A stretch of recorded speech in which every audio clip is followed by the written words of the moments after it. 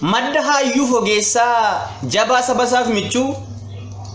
kunoo dhaamsan sii qabana dhageessaa bichuu hadheessituun baay'attus dachee guutuu to'attee waan darbuun firoonfattus haadha garaa fo'attee Itoophiyaan ni qabdi ilma warra abbaa gadaa kan dhugaaf mana jaaru gootan cabsine waadaa ati goota sirriidha jabaa sabasaanaallee sobee gunguma malee eenyumtu si wallaalle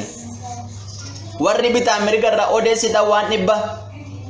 saba wal nyaachistanii kanneen oomishtan jibba abbichuurraa baraame undee jaalala dhaabu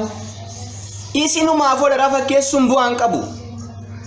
aangoo barbaachaaf jecha hin odeessinaa dhara bakka tokko teessanii lakkaa'inaa bara of aareessaa xiqqooshii waayyartuu yaaduu keessaa waan jallinaa hundeessuun dhuma keessan balleessa liqimsi kana dhaggeeffadhu abbichuun nama tokko garuu kumarra caala daawwitii godhadhaati isa keessatti of laala gootni nagaa barbaada haadha hiyyeessaa dirsa xiqqaaf guddaa duratti dungoo jaalalaa ibsa warri dhiiga buustanii barbaadan faarfatamu jaalalli biyyaaf qaban akkanatti ibsamu karaa kee adda baafadhu sirriidhaaf sirrii miti jijjiirradhu sammuu kee feetu gabaadha biti in dubbatinnaan jettu maaliifan hin dubbanne warri dhugaa nyaatu yoomaa tokko hin gabbanne hangan lubbuun jirutti hin deeggaru waayyartu warri waa meeqa jettan kana hubadhaa martu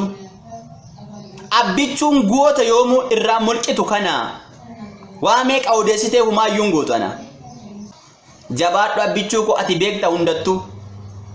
dhiisi waa'ee titiisaa waan barbaade dubbattu ati hayyuu jabaadha mootii sabatti hin mallee dhaabbiitti du'e namni si wajjin waliin galle liqimsi